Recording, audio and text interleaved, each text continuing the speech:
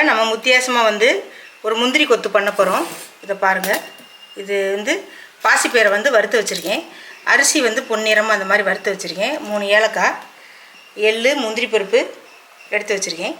இப்போ அடுப்பில் ஒரு சட்டியை வச்சு கருப்பட்டி இருக்குது பாருங்கள், அது 100 கிராம் கருப்பட்டியை அதில் போட்டு நம்ம காய்ச்சிக்கலாம். கருப்பட்டி நம்ம காய்ச்சறதுக்குள்ளே இந்த வறுத்து வச்ச பாசிப்பயிரை மிக்ஸி ஜாரில் சேர்த்துக்கலாம். அது அரிசி, ஏலக்காய் 3ஐயும் இது ஃபஸ்ட்டு கொஞ்சம் நல்லா நைஸாக அரைச்சிட்டு வந்துடலாம். இப்போ பாசிப்பயிரை இந்த மாதிரி அடித்து வச்சுருக்கோம் நல்லா நைஸாக. இப்போ அதோட எள்ளையும் முந்திரியும் சேர்த்துக்கலாம். இதையும் திருப்பி அரைச்சிட்டு வந்துடலாம். இப்போ கருப்பட்டி நல்லா கொதிச்சிருக்கு. இப்போ தனியாக அதை எடுத்து வச்சிடலாம். எடுத்து ஒரு சட்டி வச்சுருங்க. 2 ஸ்பூன் நெய், அதில் தேங்காய் துருவி வச்சுருக்கேன், அதை போட்டுக்கலாம்.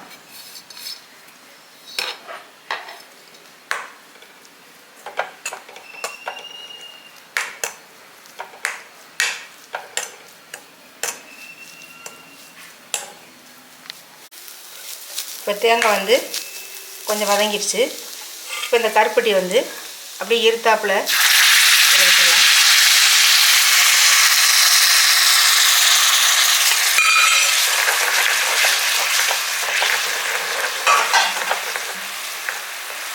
இப்போ நம்ம அரைச்சி வச்ச பாசிப்பயிறு பவுடரையும் இதில் சேர்த்துக்கணும்.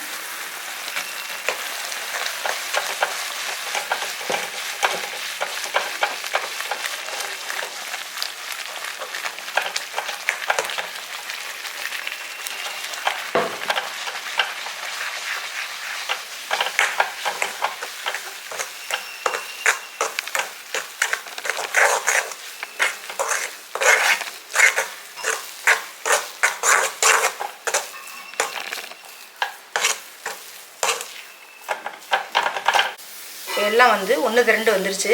இப்போ அடுப்பு அமர்த்திக்கலாம். இது சூடு கொஞ்சம் ஆறட்டும், தனியாக வச்சிடலாம்.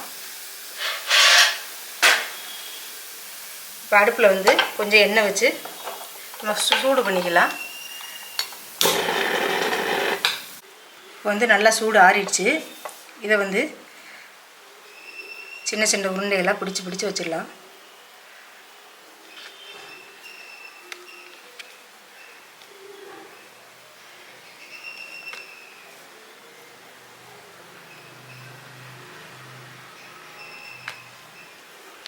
இப்போ உருண்டையில் உருட்டி வச்சுருக்கோம். அந்த மாதிரி இது இட்லி மாவு இருக்குது. இட்லி மாவில் இந்த உருண்டையில் போட்டு அப்படியே எடுத்து போட்டுடலாம்.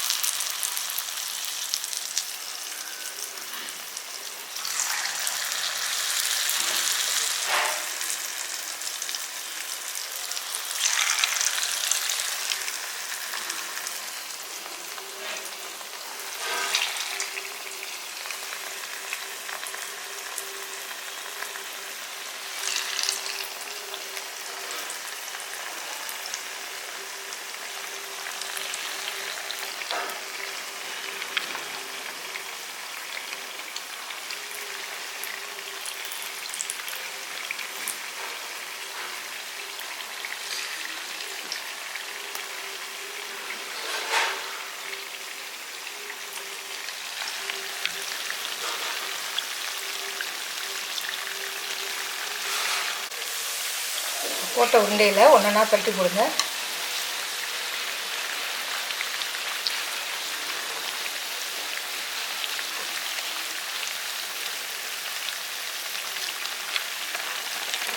இது எல்லாருக்கும் பிடிச்ச உணவாக இருக்கும்.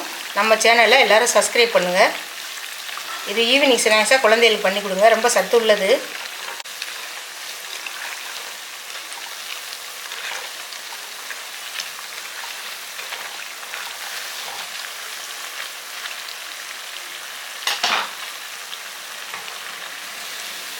பாருங்கள், சூப்பராக ரெடி ஆயிடுச்சு.